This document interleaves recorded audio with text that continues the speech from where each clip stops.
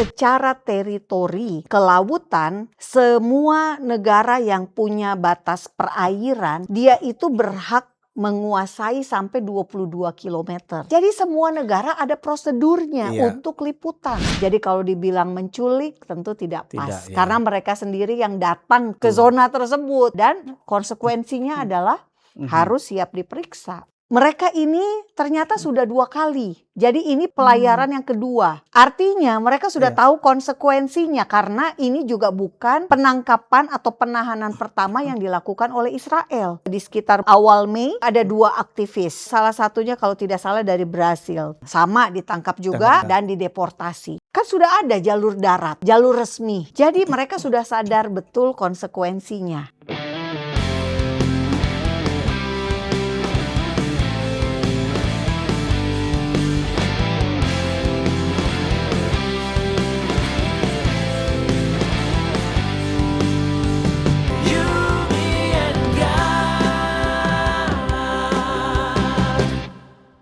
Shalom God Lovers dan sahabat-sahabat Diaspora TV. Senang sekali saya Evangelis Erwan Nenggolan kembali menyapa Anda dalam Diaspora TV Talk Show. Ruang dialog iman, akal sehat, dan keberanian untuk melihat isu lebih dalam dari sekedar narasi viral media sosial. God Lovers, beberapa hari terakhir publik Indonesia dihebohkan berita tentang kapal aktivis internasional menuju Gaza yang dicegat oleh militer Israel. Media sosial langsung penuh emosi. Ada yang menyebut aktivis kemanusiaan diculik. Ada yang berkata Israel kembali menunjukkan wajah aslinya. Tetapi di tengah semua kemarahan dan viralitas itu, muncul pertanyaan yang jarang dibahas secara jujur. Apakah publik benar-benar memahami fakta hukumnya? Apakah ini murni misi kemanusiaan atau juga panggung politik dan media? Mengapa konflik Israel-Palestina begitu mudah membakar emosi masyarakat Indonesia? Dan mengapa media sosial kita seolah hanya menampilkan satu sisi saja? God Lovers, hari ini kita tidak datang untuk membenci siapapun. Kita juga tidak datang untuk menutup mata terhadap penderitaan rakyat sipil. Tetapi kita ingin belajar melihat lebih dalam bagaimana opini publik dibentuk, bagaimana emosi massa digerakkan, dan bagaimana algoritma digital bisa mempengaruhi cara kita melihat sebuah konflik. Karena hari ini perang bukan hanya terjadi dengan rudal dan senjata, tetapi juga lewat layar handphone kita, lewat TikTok, lewat Instagram, lewat X, lewat YouTube Shorts, dan potongan video yang terus diulang sampai akhirnya membentuk cara manusia berpikir. Dan pertanyaannya, apakah kita sedang mencari kebenaran atau hanya sedang digiring oleh algoritma? Untuk membahas topik ini, telah hadir bersama kita Ibu Monique Rickers, mantan wartawati, hamba Tuhan, pengamat Timur Tengah dan Israel, serta pemilik channel YouTube Fakta Israel. Terima kasih Bu Monique sudah kembali hadir bersama kita di Diaspora TV. Shalom. Shalom. Sebelum kita memulai, mari kita berdoa terlebih dahulu. Bapa di sorga, kami bersyukur kalau hari ini kami boleh berbincang-bincang dengan Ibu Monique. Berkati Ibu Monique sebagai narasumber, berkati hamba sebagai host, dan juga semua kru Diaspora TV. Secara khusus berkati seluruh pemirsa yang mengikuti program Diaspora TV Talk Show ini, agar informasi yang diberikan boleh menjadi penjernihan dan pencerahan mengenai situasi yang terjadi sebenarnya. Terima kasih Tuhan, kami serahkan acara ini ke dalam tangan Tuhan. Di dalam nama Tuhan Yesus kami berdoa dan mengucap syukur. Haleluya. Amin. Amin. God lovers, jangan lupa tuliskan di kolom komentar Anda menonton dari kota atau negara mana. Dan jika tayangan seperti ini memberkati dan membuka wawasan Anda, silakan like, komen, dan share. Agar semakin banyak orang belajar melihat sebuah isu dengan lebih jernih dan dewasa. Bagi Anda yang baru bergabung, silakan subscribe dan follow Diaspora TV, baik itu di YouTube, Instagram, TikTok, dan Facebook. Baik, Bu Monik, mari kita memulai dialog kita pada hari ini. Ibu Monik, publik Indonesia sekarang ramai menyebut bahwa 9 WNI aktivitas flotila ini diculik oleh Israel. Tetapi dari sudut pandang hukum laut internasional, apakah aksi diculik itu benar dan tidak berlebihan? Atau sebenarnya mereka sedang ditahan karena dianggap sengaja menerobos blokade keamanan aktif? Iya, kalau istilah diculik tentu Iya. saja tidak tepat.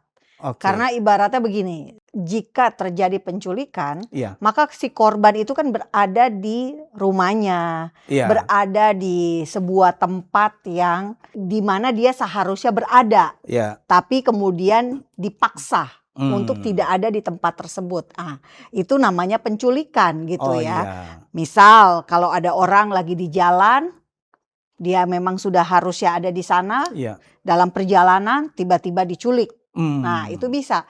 Kalau ini berbeda. Iya, Ini para aktivis naik kapal dengan sengaja menuju ke wilayah yang mendekati wilayah di mana Israel bisa punya kedaulatan. Nah, akibatnya apa? Israel boleh mencegat I see. kapal-kapal tersebut. Ini secara hukum internasional I see. diperbolehkan. Nah, apalagi Israel itu pada tahun 2010 pernah mengalami yang namanya insiden Mavi Marmara. Oke. Ini kapal dari Turki dan mereka mendekat ke Israel. Iya. Tujuannya kemana? Ke Gaza. Mhm. Nah, Israel akhirnya mencegat Iya, kapal tersebut. I see. Nah, sejak saat itu karena terjadi insiden Iya, ketika tentara Israel naik ke kapal, iya, lalu terjadi perebutan senjata. iya. Akibatnya 9 orang aktivis Mavi Marmara tewas Mhm. dan sejumlah tentara IDF terluka. Oke.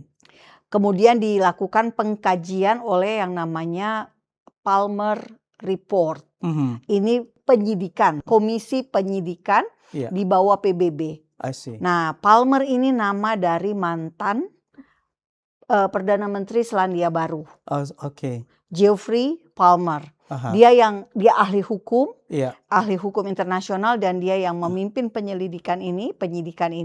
Dan faktanya adalah Israel berhak melindungi Mhm. zona Zona itu. perairannya. Alasannya apa?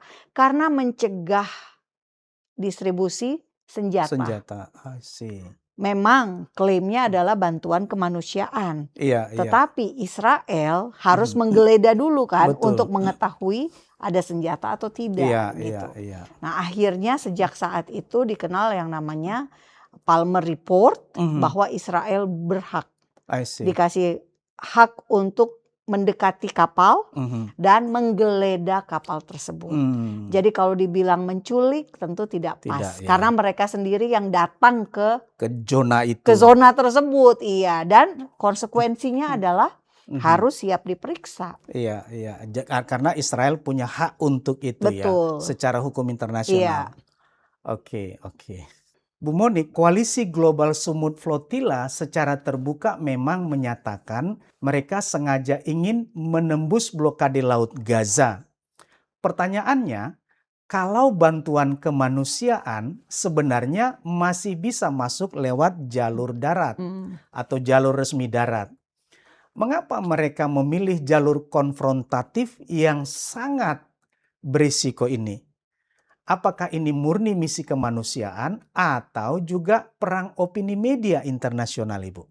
Iya, kalau menurut saya memang ada unsur ingin menyuarakan sesuatu yang ada unsur dramatisnya. I see. Ingin memberitakan sesuatu yang ada sensasinya. Ada 4 jurnalis Iya. yang diklaim berada di kapal-kapal itulah. 2 dari Republika, 1 dari iNews, 1-nya lagi dari Tempo. Oke. Nah, mereka ini ternyata sudah 2 kali. Jadi ini pelayaran yang kedua. Oke. Artinya mereka sudah Iya. tahu konsekuensinya karena ini juga bukan penangkapan atau penahanan pertama yang dilakukan oleh Israel. Iya. Sebelumnya tahun lalu Israel sudah pernah menangkap. Iya. Ada yang namanya Greta Thunberg. Ini aktivis lingkungan hidup. Oke. Nah, dia juga menembus blokade dan ditangkap oleh Israel, diperiksa, didata, lalu dideportasi. I see. Nah, yang baru-baru ini di sekitar awal Mei, Iya. ini juga ada 2 aktivis. Salah satunya kalau tidak salah dari Brasil, Iya. Tiago. Sama ditangkap juga, dan dideportasi. Jadi mereka sudah sadar betul konsekuensinya. Kan sudah ada jalur darat, Iya. jalur resmi. Sebetulnya masih bisa digunakan Dan ya. Indonesia juga pernah menggunakan jalur resmi ini. I see. Menggunakannya dengan cara apa? Ya tentu saja berkoordinasi dengan pemerintah Israel. Iya. Nah, tergantung kita sekarang memilihnya masuknya lewat mana. Biasanya kita memilih lewat Mesir. Iya. Nah, dari Mesir akan membantu mendistribusikan dari KBRI Mesir, membawa ke titik di mana Mesir yang akan masukin ke Gaza atas koordinasi dengan Israel. Iya. Atau pilihan yang kedua adalah lewat jalur udara.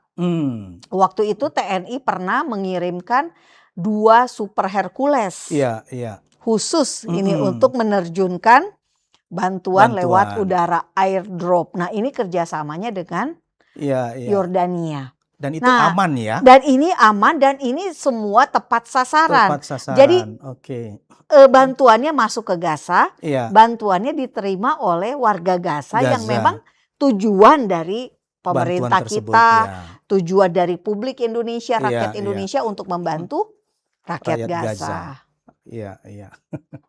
Baik, Israel menyatakan mereka punya hak hukum internasional untuk mencegat kapal sebelum masuk ke wilayah sensitif demi mencegah penyeludupan senjata Hamas.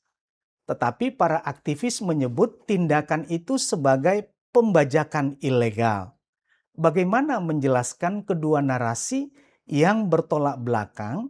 Sebenarnya secara hukum internasional, siapa yang lebih kuat argumentasinya, Bu? Jadi gini, selain tadi ya ada Palmer Report, ada juga yang namanya Sanremo Manual. Ini tahun 1994. Nah, ini mengatur tentang konflik. Jika terjadi konflik, nah apa yang terjadi kalau terjadi konflik bersenjata di laut?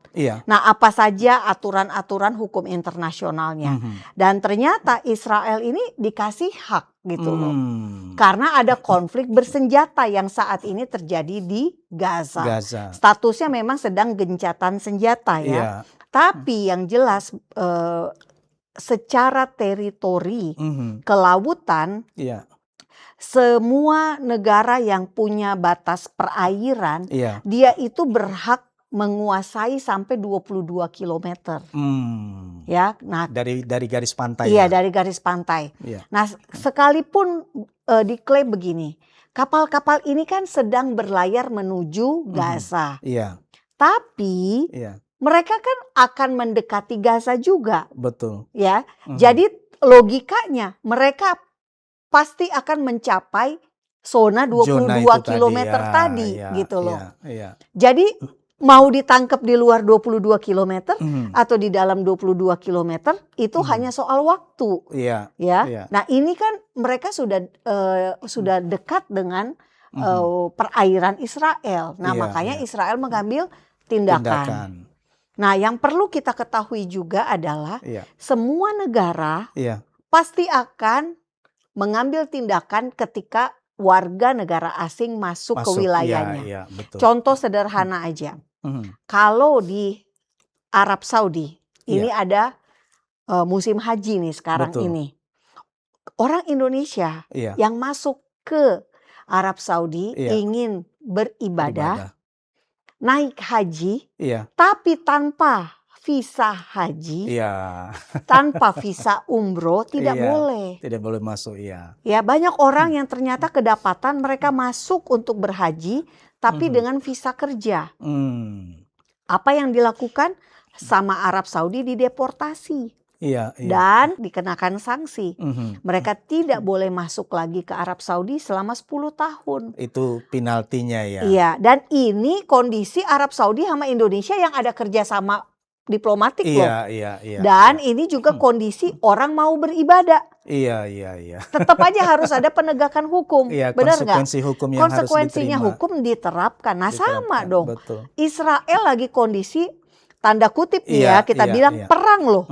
Kan masih gencatan senjata, Iya, belum iya, perdamaian. secara permanen. Iya, perang bisa terjadi kapan saja. Iya. Dan mereka yang masuk ke zona yang bisa dikatakan zona perang, Iya. membahayakan nyawa mereka Ya, sendiri ya, dong. yang membahayakan keamanan mereka. Betul, ya. dan Israel nggak mau ambil resiko. Betul. Kalau terjadi Iya. sesuatu bisa-bisa Israel yang dipersalahkan. Iya, iya, iya. Nah, jadi kita harus melihat memang secara jujur juga ya. Iya, iya. Jangan hanya karena Israel nih mereka membajak. Nggak bisa. Pembajakan Iya. itu adalah istilah ketika para pembajak ini melakukan aksi penculikan Iya. atau menahan sebuah kapal dengan tujuan mendapatkan uang. Iya, Nah, iya. Israel kan bukan untuk Bukan, mendapatkan betul, uang. Malah keluar uang karena harus mendeportasi Iya, orang-orang iya, iya. ini, ratusan orang ya. Kalau Iya. saya lihat ada data yang bilang 89, ada yang bilang 430. Ya Wow. bayangin aja 430 dideportasi Iya, semua. iya, iya. Berapa uang Iya, yang iya, harus betul, dibayar betul. untuk Sementara tiket? Israel tidak mendapatkan manfaat apa-apa secara ekonomi keuangan gitu Iya, ya. bahkan dia akhirnya dibenci, dipersalahkan Iya, oleh iya, banyak negara. Iya, Ya, banyak orang pendukung iya, iya. Gaza. Iya, iya. Duta Besar Israel untuk Amerika Serikat bahkan menyebut bahwa ada organisasi di balik flotila yang diduga punya keterkaitan dengan jaringan pro-Hamas. Benarkah pendapat beliau? Seberapa serius sebenarnya kekhawatiran keamanan Israel terhadap aksi seperti ini, Bu? Iya, jadi yang misi ini namanya Global Sumut Flotilla. Iya. Nah, flotilla ini gampangnya ya, Global Iya. Sumut Flotilla, kita sebutnya flotilla aja. Ini sponsori oleh IHH. Oh, Ini organisasi kemanusiaan dari Turki. oke. Ada dalam bahasa Turkinya ya Iya, iya. singkatannya. Nah, ini dia organisasi inilah yang mensponsori Mavi Marmara tahun 2010. Oke. Artinya Iya. dia sudah pernah bikin masalah. Sekarang kalau kita ikut di kapal yang punya masalah dahulu, Iya, artinya kita emang cari gara-gara. udah ada track record yang Ya, rekam jejaknya udah jelek, udah Iya, negatif. iya, iya. Dan sejak 2009 IHH ini sudah dilarang oleh Israel. Oke. Dilarang beroperasi di wilayah Israel dan Iya. sekitarnya. I see. Nah, jadi kalau kita nih Iya. sebagai orang Indonesia, Iya. kita ingin bergabung dengan misi kemanusiaan. Iya. Tentu kita lihat dulu dong, kita gabung dengan siapa nih? Betul. Jangan sampai gara-gara kita salah gabung, Iya. kita malah kecipratan negatifnya. Masalah, kita Iya, ketimpa iya. masalah. Betul. Harusnya baik-baik saja, Iya. malah kita masuk ke masalah yang jauh lebih besar. Iya, iya. Karena dianggap mendukung terorisme misalnya. Iya, betul. Ya, padahal sebetulnya mungkin jurnalis-jurnalis ini hanya terlalu semangat aja pengen masuk Gaza gitu ya. Padahal dengan cara baik-baik juga bisa. Oke. Iya. Ibu Monik, Anda mantan wartawati. Di atas kapal itu juga ada jurnalis Indonesia ya. Seperti Ibu katakan tadi. Dari perspektif etika jurnalis perang, kapan seorang wartawan masih dianggap meliputi secara independen? Dan kapan ia mulai terlibat menjadi bagian dari gerakan aktivisme itu sendiri, Bu? Iya, wartawan itu pertama dia harus cover both side ya. Iya. Jadi harus dari dua sisi. Mhm. Ketika terjadi peristiwa dia harus meliput dari dua sisi. Iya. Bukan hanya dari pihak Palestina, Mhm. tapi juga harus dari Israel. Iya, iya. Nah, itulah dua sisi. Mhm. Nah, masalahnya adalah kita di Indonesia Iya. adalah sudah berpihak lebih dulu. Karena apa? Umumnya pasti hanya mengambil dari sisi Palestina. Dalam hal ini sisi Gaza. Iya. Kalau iya. kita mau lebih spesifik lagi, ya berarti sisi Hamas. Karena Hamas adalah Pemda di Gaza. Nah, karena itulah ketika mereka bergabung untuk ke Gaza, Iya. padahal mereka harusnya tahu hanya bisa saat ini Iya. lewat jalur Israel. Iya. Karena lewat jalur perbatasan Mesir dan Gaza pun tidak bisa. Gitu ya. Iya. Untuk wartawan harus selalu masuknya lewat Israel. Nah, itulah mekanisme yang harus ditempuh. Iya. Itulah prosedur legalnya. Nah, mereka tidak mau mengambil hal itu. Iya. Kalau saya jadi wartawan, iya. saya ditugaskan untuk pergi masuk ke sebuah zona tanpa izin dari negara yang saya tuju. Iya. Artinya saya siap menghadapi konsekuensi sampai tewas sekalipun. Iya. Ya kan? Karena Iya. saya menyusup. Iya.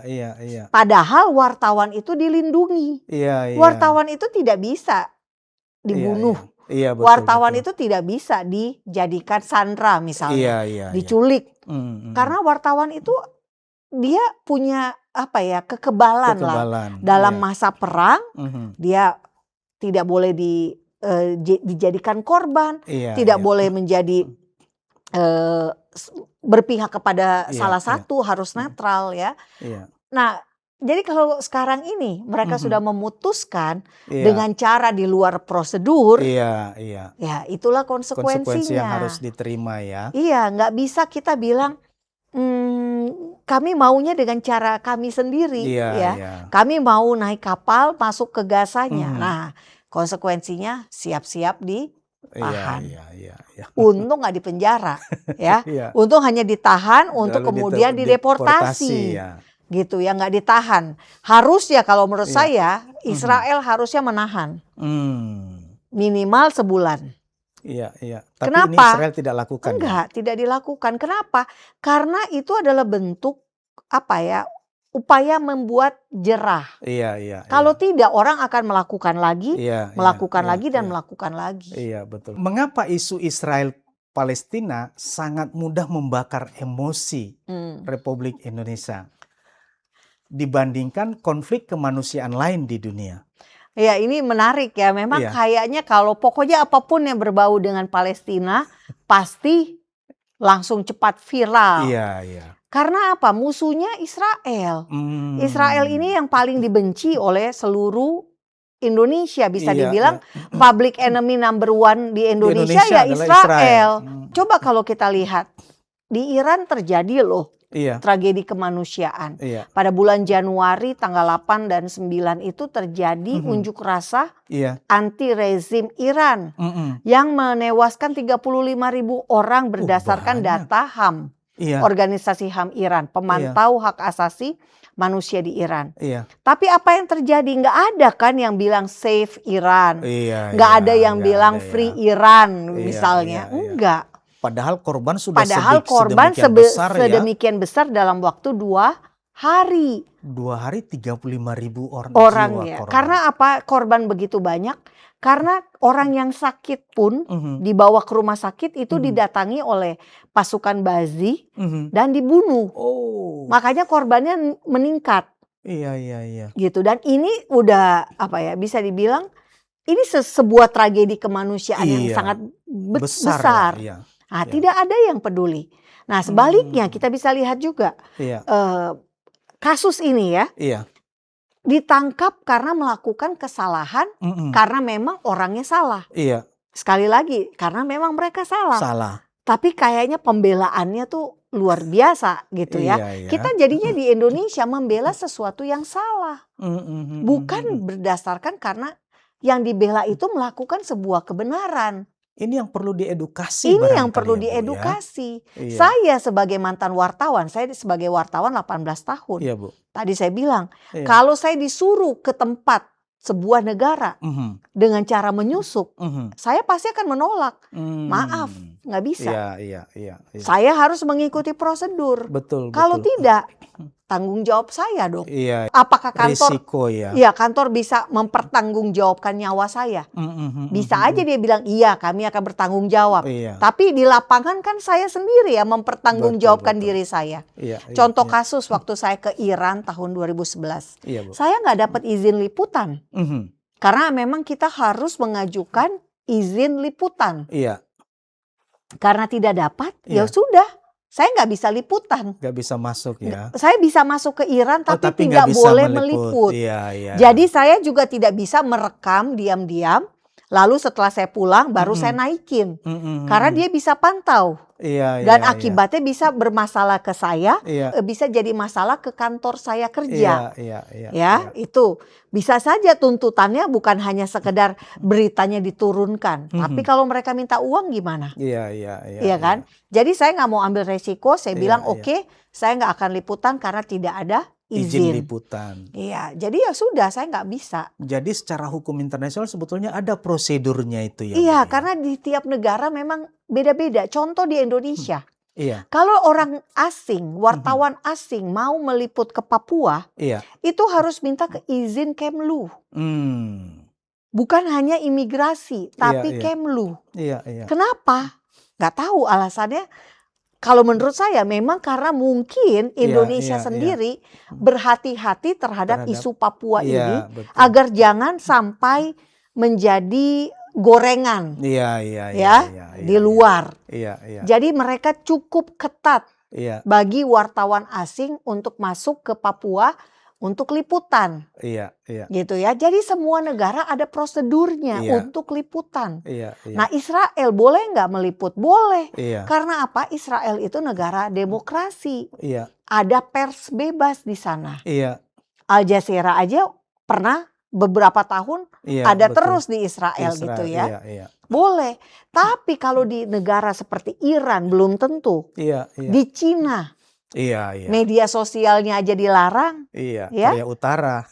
Korea Utara. Bagaimana caranya mereka mau pers ada. Tapi wartawan asing yang ke Cina itu juga sama. Saya harus mendata dan harus menulis betul-betul. Sama kayak misionaris di Cina juga harus daftar. Harus tidak boleh pakai visa turis. Jadi mereka tahu, oh kamu mau liputan. Berapa orang, berapa lama, topik yang mau diliput apa. Ya, waktu jelas, itu puji Tuhan kita bukan liputan politik. Jadi dapat izin. Ya, karena saya juga ke daerah Xinjiang, daerah yang sensitif. Gitu ya. Jadi ya maaf ya, mungkin saya akan dibenci oleh banyak wartawan di Indonesia. Karena berseberangan gitu ya. Baik. Mengapa video pendek tentang Gaza sangat cepat viral di TikTok dan Instagram? Sementara narasi yang lebih kompleks atau berimbang hampir tidak pernah FYP. Mungkin ya itu dia juga ya. Kalau saya bilang begini, orang Indonesia memang hanya senang selintas dengar, selintas nonton. Jadi tidak tahan berlama-lama untuk memperhatikan. Makanya yang 1 menit, 30 detik itu cepat sekali. Karena mereka kemampuan menyerapnya juga rendah. Gitu ya. Kalau orang di barat mungkin mereka lebih senang justru yang format panjang. Bisa menganalisa karena juga bisa ya. Pakai oh iya ini yang benernya seperti ini. Ada analisanya. Tapi kalau di kita ya memang mereka sukanya berita pendek saja.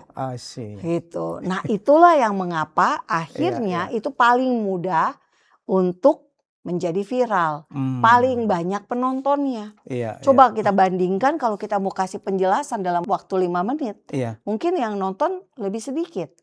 Dibandingkan kita kasih penjelasan 1 menit. Iya Bu, banyak orang Indonesia merasa kalau tidak marah terhadap Israel itu berarti tidak punya hati nurani gitu. Bagaimana media sosial akhirnya menciptakan tekanan psikologis psikologis masa seperti ini, Bu?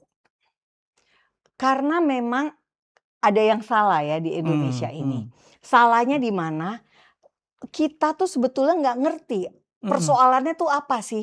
Iya, iya. Ya, kita masuk di tengah, gitu ya. Kita Iya, masuk iya. di tengah peristiwa yang sudah berpuluh tahun. Iya, iya. Konflik Israel Palestina Iya. ini kalau kita mau secara gampang dimulai ketika Israel berdiri. Iya. Ya, Iya. kenapa? Karena ternyata loh ada ya negara Israel. Iya. Dunia Arab kaget gitu loh. Iya. Israel bisa merdeka ya. Iya, Makanya terjadilah perang Arab Israel yang pertama. Iya, iya. Tahun 1948. Ya. Iya. Nah, karena Israel yang menang. Iya. Mereka mencoba lagi menyerang di tahun 1967. Menang lagi dalam waktu Israel. 6 hari. Iya, iya, iya. Jadi sejak saat itu terjadi apa yang namanya keterkejutan dunia Arab terhadap Israel. Dan ternyata sampai hari ini negara masih baik-baik saja gitu loh. Iya, iya, iya. Makanya ada narasi yang membuat mereka itu merasa ini kita nggak mungkin ngalahin, tapi kita bisa membuat negara ini nggak disukain, gitu loh. Iya, iya, ya. iya. Gampangnya kan kayak gitu ya. Mungkin kalau kita di masyarakat kita, dalam pergaulan deh. Bapak Ibu pernah nggak, saya ada teman yang bilang, Mon jangan main sama dia deh, orangnya kayak gini, gini, gini. Padahal menurut saya dia nggak ada masalah, saya nggak ada masalah sama orang itu. Tapi kenapa si orang ini ngomong kayak gitu? Karena dia yang nggak nyaman gitu ya sama si orang tersebut. Nah ini sama. Analoginya Israel dibenci karena orang dunia Arabnya sendiri yang merasa kami kok kalah mulu ya. Akhirnya jadinya seperti itu. Apa yang bisa saya bilang adalah ada rasa minder. Di Indonesia juga ternyata terjadi. Iya, mereka merasa mungkin kok bisa ya? Ini negara hebat banget gitu ya. Padahal bukan negara besar ya. Bukan negara besar, tapi kok dunia Arab gitu ya, kok bisa kalah? Padahal Indonesia ini maunya berpihak pada dunia Arab gitu ya. Nah, jadi ini ada keminderan nasional kalau menurut saya, sehingga rasa minder itu diubah menjadi doktrin untuk membenci Israel. Iya. I see. Ada banyak video perang Hamas dan Israel yang dipotong tanpa konteks, lalu diberi subtitle provokatif dan merugikan Israel. Bagaimana cara masyarakat awam membedakan fakta, propaganda, dan manipulasi framing digital, Bu? Iya, pertama tentu kita harus tahu dulu sumbernya, rujukannya dari mana. Jadi kalau kita baca, dia misalnya udah namanya Diaspora TV. Harusnya dia percaya informasi yang diberikan. Betul. Karena Diaspora TV misalnya tidak pernah memberitakan hoax, tidak pernah memberitakan berita bohong. Betul. Gitu ya. Atau kayak saya di YouTube Fakta Israel. Harus betul-betul fakta. Itu jaminannya gitu. Nah, masalahnya banyak orang kita termasuk hamba Tuhan, nih saya mau kritik ya, hamba Tuhan, pendeta, selalu nanya, Bu Monik ini bener apa enggak? Setelah saya cek, ini nama orangnya aja nggak jelas, pakai nama-nama samaran gitu ya. Ada apalah nama-nama yang tidak menunjukkan siapa jati diri orang tersebut. Tapi bikin konten, ya udah kayak gitu menurut saya ngapain kita nonton. Jadi pertama rujukannya harus jelas Bapak Ibu. Sumbernya ya. Sumbernya harus jelas. Kalau sumbernya kita tidak bisa percaya, ya jangan ditonton. Yang kedua, media massa saja bisa salah. Ya, media massa seperti apa? Nama-nama besar di media di Indonesia saja bisa mengutip sepotong-sepotong. Karena itu saran saya, kalau kita bisa bahasa Inggris, tontonlah langsung media-media dari Israel. Karena apa? Media-media dari Israel itu mereka akan memberikan apa yang benar. Seperti apa media Israel? Seperti apa? Yerusalem Jerusalem Post. Post. Oke. Ada Times of Israel. Oke. Ada ILTV News. Mhm. ILTV TV News News. itu ada bahasa Inggrisnya. Iya, iya. Nah, ada orang yang bilang ke saya begini, Iya. tapi kan ini kan media Israel, berarti dia hanya memberitakan dari sisi Israel. Nah, itulah bedanya. Israel negara yang demokrasi, sekali lagi. Ada kebebasan pers. Iya. Jadi mereka pasti akan juga cover both sides. Jadi tidak hanya melulu dari Israel. Karena ada wartawan Arab juga di sana. Iya, iya. Ada wartawan bukan Yahudi gitu loh. Jadi saya lebih percaya tentu saja berita dari Israel. ya. Daripada saya baca berita dari Barat misalnya. Iya, CNN atau BBC gitu ya. Karena merasa banyak sekali berita-beritanya yang tidak sesuai dengan fakta. Gitu. Jadi propaganda tanpa sadar ditulis di media massa. Gitu ya. Karena apa? Karena yang dikutip hanya dari satu sumber. Sumber yang pro Palestina misalnya. Bukan sumber yang pro Israel juga. Harus berimbang. Apalagi kalau dalam kondisi perang. Ya kan? Bahaya banget kalau hanya dari satu sisi. Itu dia. Betul.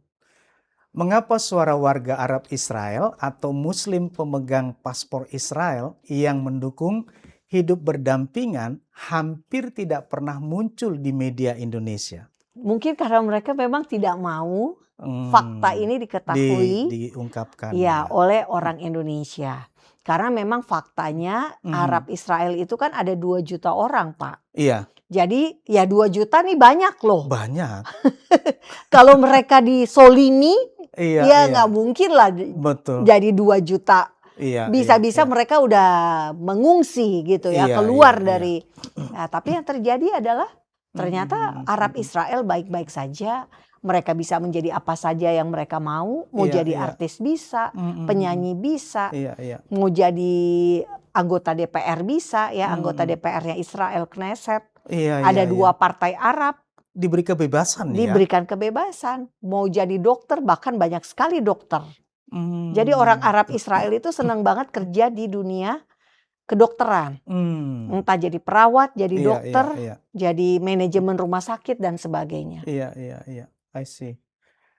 Banyak orang menganggap blokade laut tersebut berarti Israel ingin menyiksa rakyat sipil di Gaza. Dari sisi keamanan nasional Israel sendiri, seberapa besar ancaman penyeludupan senjata lewat jalur laut tersebut? Sekarang memang sudah berkurang ya, jauh berkurang. Dulu sebelum ada kejadian Mafi Marmara bisa terjadi. Namun bukan berarti tidak ada, tetap ada. Gitu ya, makanya Israel juga semakin memperketat sejak kejadian 7 Oktober 2023. Karena apa? Serangan itu pun terjadi lewat laut. Jadi Bapak Ibu bisa bayangkan, kota Tel Aviv itu garis pantainya sama dengan Gaza. Satu garis pantai. Cuma beda nasib. Tel Aviv jadi keren banget. Kota yang bagus sekali, makmur sekali. Sementara mungkin sekitar 20 kilometer dari sana, Gazanya sangat-sangat berbeda miskin. Total ya. Iya, kenapa ya? Manajemen Pemdanya salah. Harusnya Gaza sekeren Tel Aviv karena garis pantainya sama. Ya, kenapa bisa beda nasib gitu kan? Nah, jadi kenapa Israel begitu memperhatikan? Karena kecanggihan penyelundupan juga, Pak. Pertama-tama mereka pakai cara konvensional. Masuk lewat darat. Ketahuan. Akhirnya gali terowongan. Masuk lewat terowongan. Bahkan saking sulitnya Gaza, warga Gaza itu sampai menyelundupkan KFC.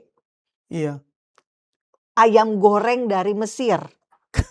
Dibawa ke Gaza. Ini terjadi, Pak. Jadi bukan hanya ada senjata, makanan juga. Aduh. Kasihan sih memang. Nah, terus ini di era 2015 ke bawah lah. Iya. Nah, kemudian terowongan ketahuan ditutup lah. Ditutup. Termasuk oleh pihak Mesir. Karena Iya. Mesir kerepotan dong. Ini nggak banyak banget nih arus penyelundup keluar masuk gitu ya. Bahkan penyelundupan ini itu ibaratnya gini, bisa pakai motor. Saking Di terowongan. terowongannya besar. Terowongan itu dong. Nah, itu saking udah canggihnya gitu ya. Nah, yang ketiga sekarang ini, yang ketiga lewat laut. Ya, lewat laut. Yang keempat lewat drone. Jadi senjata itu diterbangkan pakai drone. Jadi dikaitkan dengan drone, pesawat nirawak. Nah, ditaruhlah 1 atau 2 senjata. Karena nggak bisa banyak kan. Betul, tapi tetap saja itu bahaya gitu loh. Jadi apa yang ingin Israel capai adalah mencegah supaya Gaza ini tidak lagi menjadi daerah yang bisa meneror Israel. Itu aja sih. Kalau memang tujuan utama flotila adalah membawa bantuan kemanusiaan, apakah ada alasan tertentu mengapa mereka tidak memilih jalur distribusi bantuan resmi yang lebih aman dan legal? Ibu Monik, bagaimana sebenarnya kondisi Gaza saat ini? Karena lewat aksi flotila ini muncul kesan bahwa rakyat Gaza sedang berada dalam kondisi yang sangat kritis. Sampai harus dilakukan upaya ekstrim seperti menerobos blokade laut. Apakah situasinya memang sedramatis itu? Dan benarkah pemerintah Israel sengaja membuat rakyat Gaza berada dalam kondisi separah yang digambarkan media sosial? Ya, jadi sebetulnya bantuan kemanusiaan itu tiap hari, tiap hari masuk ke Gaza. Bantuan kemanusiaan dari mana? Dari negara-negara Arab sendiri, termasuk dari Israel ya. Israel kan juga kasih makanan, kasih obat. Apa yang dikirimkan itu dari Arab Saudi, Uni Emirat Arab, paling banyak ya 2 negara ini. Lalu dari Yordania, dari Mesir, itu semuanya masuk ke perbatasan lewat Kerem Shalom ini dari Israel. Atau dari Rafah, jalur Rafah dari Mesir dan Gaza. Atau dari Yordania, gitu ya, bisa juga. Dari Erez Crossing namanya, penyeberangan Erez. Nah, semua ini harus digeledah dulu. Tapi selalu masuk minimal Pak, 1 hari 600 truk. Sementara klaim dari flotila, kapal ini 50 kapal mengangkut hanya kalau di total hanya 45 truk. Padahal setiap hari 600 truk masuk. Ada 150.000 kilogram tepung ya yang dibawa masuk sejak Oktober 2025. Artinya let's say dalam waktu 7 bulan ini. Itu bisa bikin apa? Bisa bikin roti untuk setiap orang. Makan roti 1 hari itu total nih ya. Perharinya 6 roti. Kalau makan 3 kali sehari, berarti pagi makan 2, siang 2, malam 2 juga. Harusnya cukup dong. Kan nggak hanya makan roti doang, ada makanan yang lain. Telur, daging dan sebagainya. Nah, kenapa mereka mau sensasi seperti ini? Kemarin saya tuh dihubungi oleh salah seorang pengurus PWI, Persatuan Wartawan Indonesia. Namanya Bapak Mara Siregar. Dia bilang, Bu Monik tolong dong bantuin wartawan kita supaya bisa dilepas. Saya bilang, boleh saya bantu. Saya mau minta kronologinya dulu. Kronologinya seperti apa gitu ya. Karena ternyata yang saya tahu Pak, mereka itu kan bikin video dulu nih wartawan-wartawannya. Bikin video. Kalau Anda melihat video saya saat ini, berarti saya sedang diculik oleh Israel. Jadi mereka sudah bikin rekaman duluan, sebagai prosedur bahwa ketika mereka tidak bisa dikontak, berarti mereka tanda kutip diklaim diculik, Hmm. yang artinya ditahan. Iya. Nah, kenapa mereka bikin video tersebut? Mhm. Karena alat komunikasi mereka buang ke laut. Hmm. Nah, saya bilang kalau begitu, Mhm. kenapa dibuang ke laut? Mhm. Artinya ada motivasi yang nggak benar dong. Iya. Iya kan? Mhm. Lah, HP kan kita penting banget. Benar. Apalagi kita ke zona perang. Iya. Kalau kita masuk zona perang, nggak punya alat komunikasi, gimana caranya kita memberitahukan kepada dunia luar bahwa saya ada di sini, ya, saya ada di tangan Iya, Israel, iya. atau Betul, saya betul, ada di betul. tangan Hamas. Iya. Iya kan? Iya, Motivasinya aja udah nggak Udah benar. benar. Mhm. Jadi saya bilang loh, Mhm. kalau alat komunikasinya nggak Mhm. ada di tangan, Iya. ya berarti ada motivasi yang tidak benar. Iya. Logikanya di Harusnya nggak situ. boleh dong buang alat komunikasi. Iya. Apa yang salah? Periksa aja. Iya, betul. Lagi pula tanpa dibuang juga Israel kalau udah tahu nomor kita dia bisa kok Iya. mendeteksi isi percakapan kita. Iya. Iya kan? Mhm. Jadi maksud saya lucu aja sih. Iya, Mereka ingin makanya saya tanya lagi ke Pak Siregar. Iya. Kenapa tidak masuk baik-baik? Oh, kalau masuk kayak begitu kan berarti kan kurang pemberitaannya, kurang gimana gitu. Loh, berarti Anda memang dengan sengaja dong mau membuat sesuatu yang sensasional. Iya, Karena iya, tidak iya, mau iya. masuk secara prosedural. Iya, Gitu iya, ya, secara betul. sesuai aturan yang resmi. Iya. Nah, jadi apa yang ingin disampaikan? Mhm. Tadi pertanyaannya, apakah iya warga Gaza sedemikian menderita? Ya justru enggak. Karena Israel punya yang namanya divisi yang melakukan distribusi itu secara khusus. Namanya I see. Kogat. Iya. COGAT. Mhm. Mereka melaporkan tiap hari makanan yang masuk berapa, medis berapa, gitu ya. Orang yang dibawa keluar karena sakit berapa, dan sebagainya. Semua data ada. Iya. Dan kita bisa ikuti di media sosial. Iya. Dan yang kedua, sejak Oktober 2025 ada yang namanya CMCC, Civil Military Corporation Center. Ini kerjasama Israel dan Amerika. Jadi Amerika juga ikutan gitu loh membantu. sekarang Iya. membantu untuk distribusi bantuan. Iya. Karena ini bagian dari BOP, Dewan Perdamaian Gaza. Iya. Supaya apa? Gaza ini kan mau dibangun kembali. Iya. Ya, orangnya juga butuh makan kan? Betul. Ya, supaya mereka juga dapat makanan. Iya. Jadi kalau mau dibilang warga Gazanya kelaparan, perhatikan deh video-video warga Gaza yang mereka upload di akun-akun mereka sendiri. Iya. Saya mohon maaf ya, saya bukan main fisik. Saya juga gendut. Mhm. Banyak banget orang Gaza gendut. Ya. Jadi tidak Jadi ya mau bilang kelaparan. Loh, kok yang makanya diledek-ledekinnya gini. Iya. Mantan warga Gaza yang kelaparan. Secara fisik gendut. Secara gitu, fisik soalnya gemuk. Jadi aduh gimana ya, saya juga gak mau menghina orang. Tapi ya maksudnya saya bilang saya gendut juga ya. Nah, orang Gaza kalau lihat di video-video mereka sendiri yang mereka posting gitu ya kan, ada tuh banyak banget. Mereka tuh rajin sekali main medsos. Iya. Dan kita bisa lihat pasar di Gaza. Kita bisa lihat dulu sebelum 7 Oktober salon kecantikan. Iya. Itu mereka jauh lebih bisa dibilang mungkin salon kukunya, salon untuk kuteks kuku itu ya, itu jauh lebih keren daripada kita di Indonesia gitu loh. Ada salon buat kucing, ya, jadi ada berkuda. Jadi jangan menganggap Gaza itu jelek dan miskin gitu ya, enggak. Tapi kalau dibandingin Israel ya memang jauh gitu ya. Tapi kalau dibandingin dengan kita di Indonesia, ya maaf-maaf aja ya. Jangan-jangan orang Gaza makanya nggak mau pada pindah ke Indonesia karena lebih enakan di Gaza. Asik. Iya. Baik, dari sudut pandang iman Kristen, bagaimana kita membedakan antara keberanian moral dengan tindakan simbolik yang justru bisa memperkeruh konflik, Bu? Ya, kalau secara moral gini, kemanusiaan itu bagus ya Pak.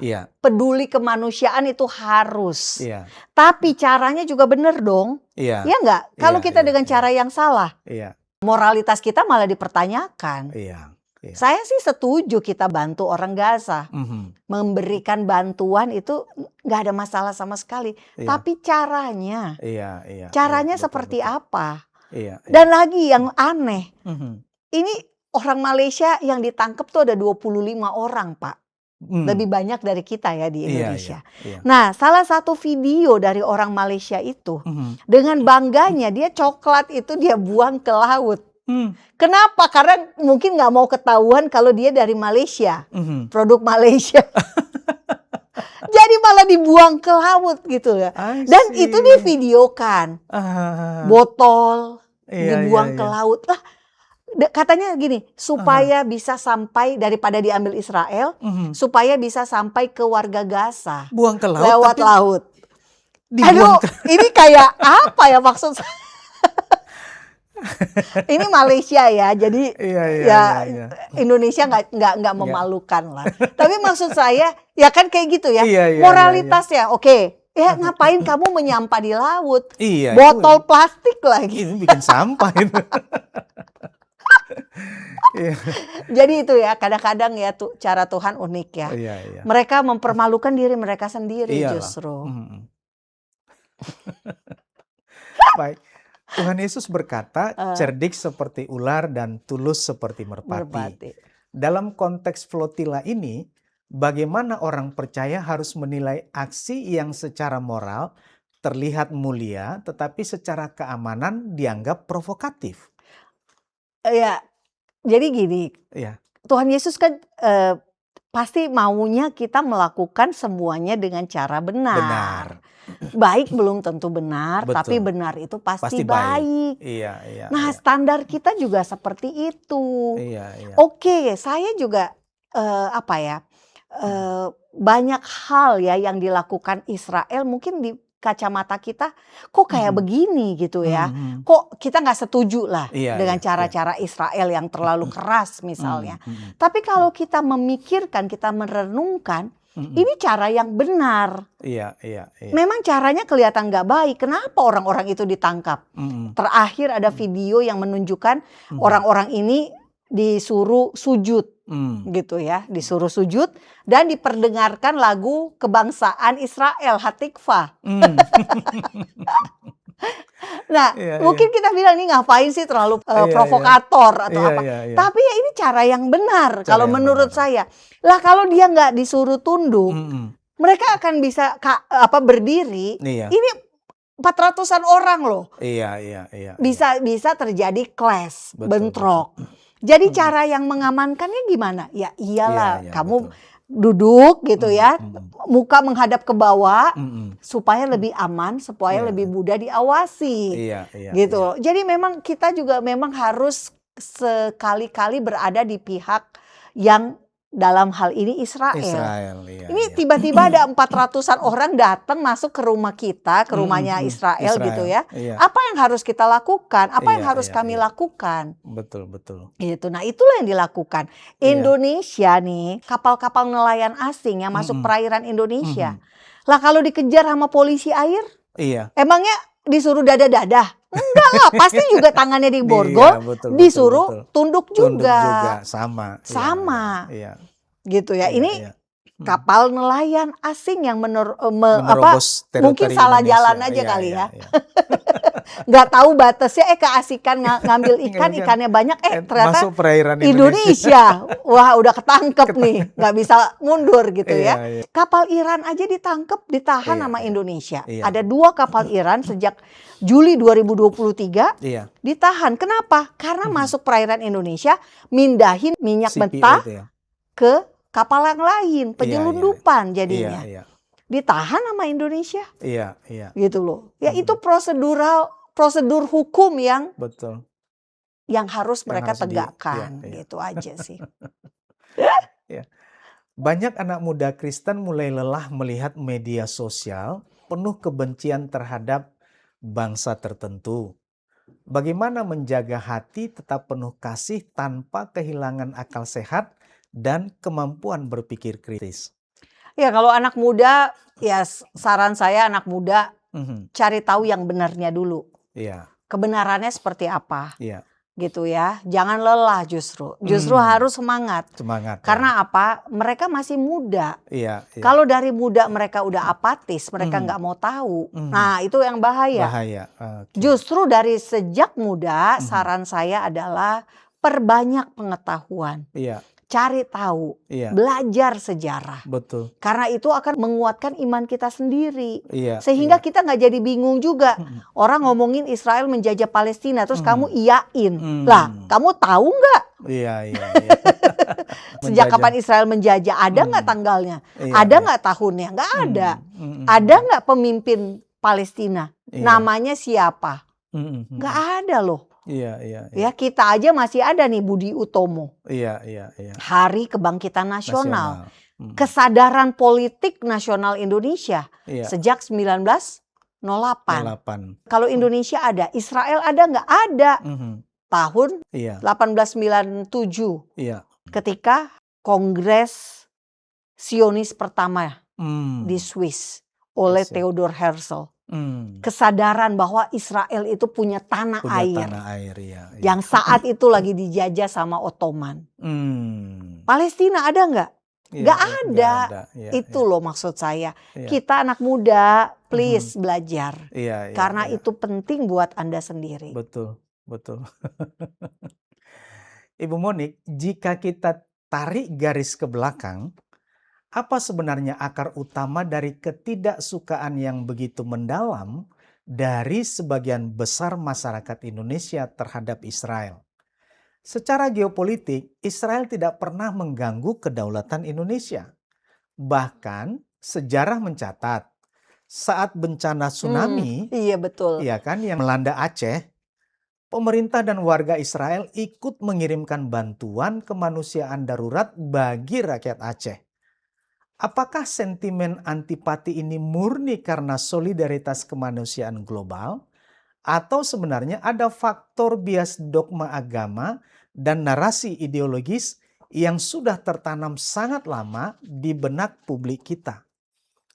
Sebab jika argumennya murni membela kemanusiaan, muncul kontradiksi yang cukup mengganggu.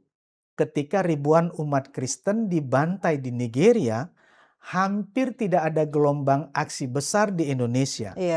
Ketika perang dan blokade Yaman menewaskan ratusan ribu orang akibat bom, kelaparan, dan wabah penyakit, publik kita juga relatif diam. Bahkan terhadap berbagai persoalan kemanusiaan di dalam negeri sendiri, seperti Papua, pelanggaran HAM, korupsi, atau penindasan minoritas, kemarahan publik tidak pernah sebesar ketika isu Israel muncul. Mengapa kemarahan kolektif masyarakat kita seolah mudah tersulut jika aktornya adalah Israel? Dan menurut Ibu Monik, apa sebenarnya akar psikologis, sosial, dan ideologis di balik standar ganda moralitas seperti ini?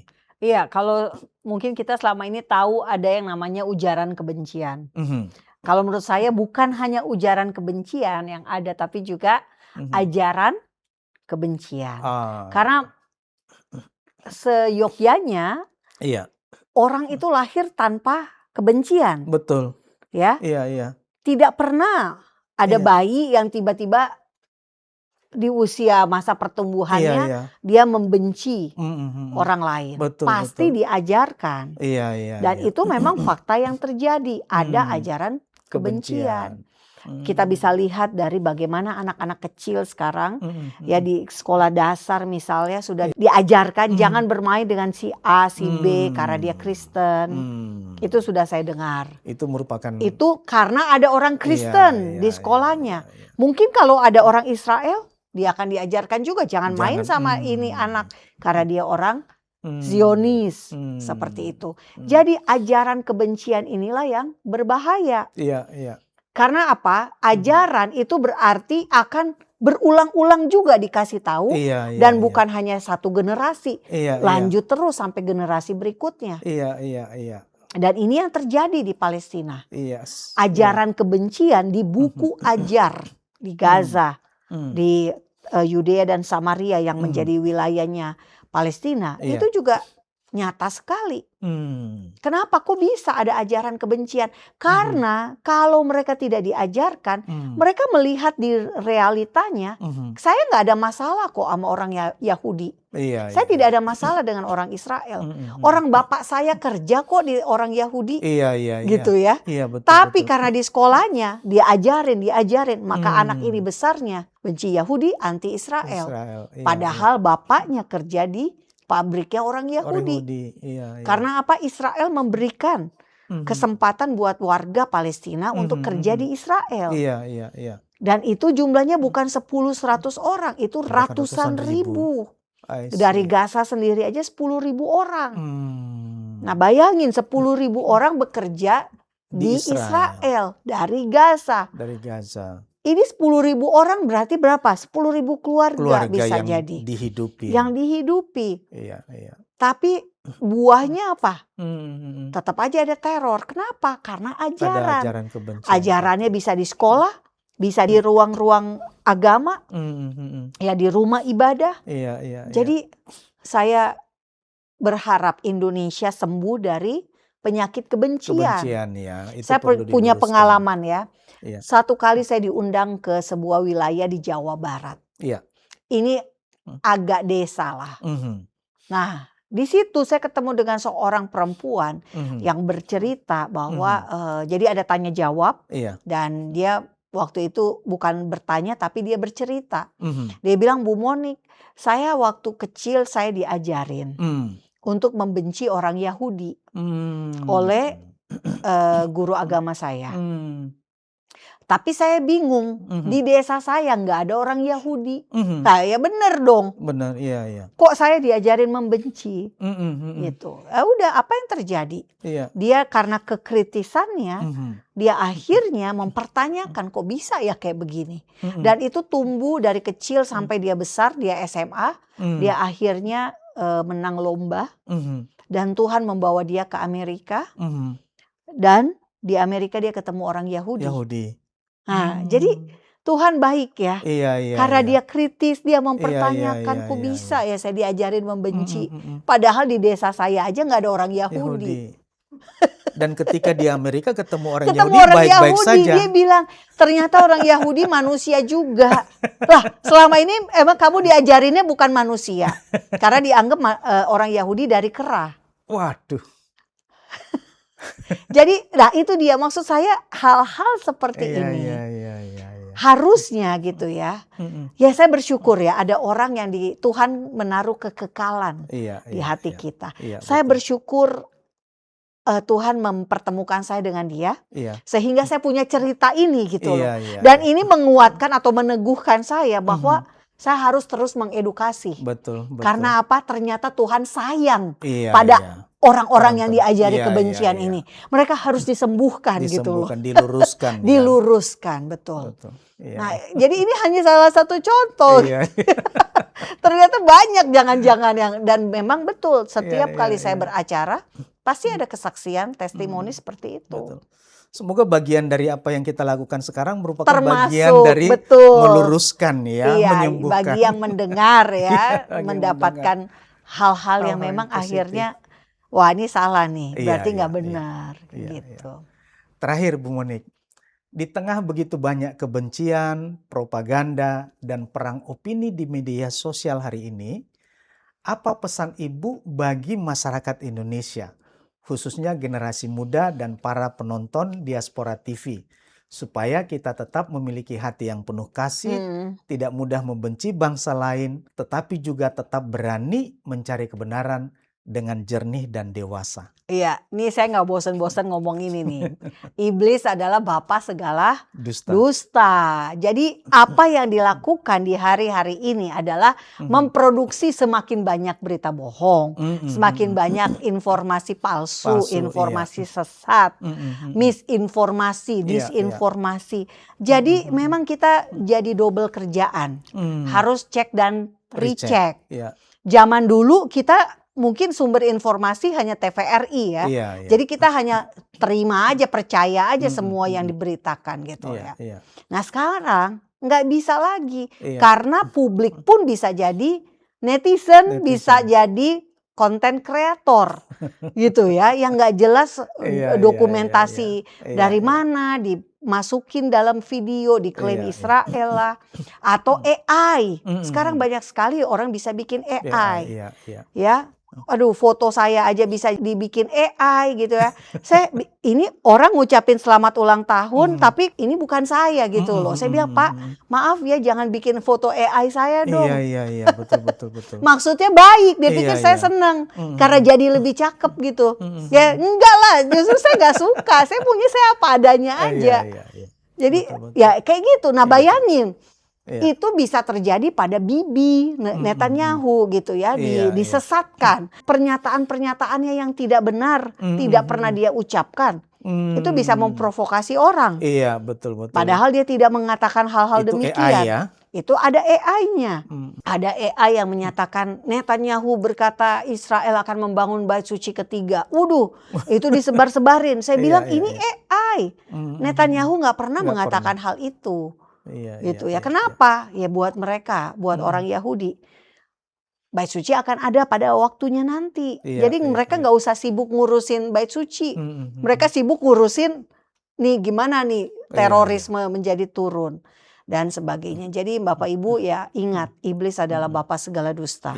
Dan iblis itu karakternya apa? Mencuri, membunuh, dan membinasakan. Dan berita-berita yang kita dengar selalu ingin apa? Mencuri damai sejahtera kita, mencuri sukacita kita, mencuri kebenaran yang kita imani, mencuri kebenaran, keyakinan yang kita percayai. Itulah karakternya iblis. Jadi jangan mau disesatkan. Baik God lovers dan sahabat-sahabat semua, hari ini kita belajar suatu hal yang sangat penting. Bahwa di era media sosial, viral belum tentu benar. Dan yang paling keras belum tentu paling jujur. Kita hidup di zaman di mana algoritma bisa membentuk emosi. Potongan video bisa membentuk kebencian. Dan framing media bisa membuat manusia kehilangan kejernihan berpikir. Karena itu, sebagai orang percaya, kita dipanggil bukan hanya untuk punya iman, tetapi juga punya hikmat. Bukan hanya cepat marah, tetapi juga mau memeriksa fakta. Bukan hanya ikut arus opini, tetapi berani mencari kebenaran secara utuh. God lovers, mendukung kemanusiaan itu penting. Mengasihi sesama itu wajib. Karena kasih tanpa kebenaran bisa berubah menjadi manipulasi. Dan semangat tanpa hikmat bisa membuat manusia dipakai oleh agenda yang bahkan tidak ia pahami. Kiranya lewat dialog hari ini, kita belajar untuk tidak mudah diprovokasi, tidak mudah membenci, dan tidak mudah digiring oleh algoritma dunia. Terima kasih kepada Ibu Monique Rickers atas wawasan dan keberaniannya berbagi bersama kita hari ini. Dan terima kasih untuk Anda semua yang telah menyimak dengan hati terbuka. Jika tayangan ini memberkati dan membuka wawasan Anda, jangan lupa like, komen, dan share. Agar semakin banyak orang belajar berpikir dengan lebih jernih dan dewasa. Saya Evangelis Erwan Nainggolan, pamit undur diri. Sampai jumpa di Diaspora TV Talk Show berikutnya. Tuhan Yesus memberkati.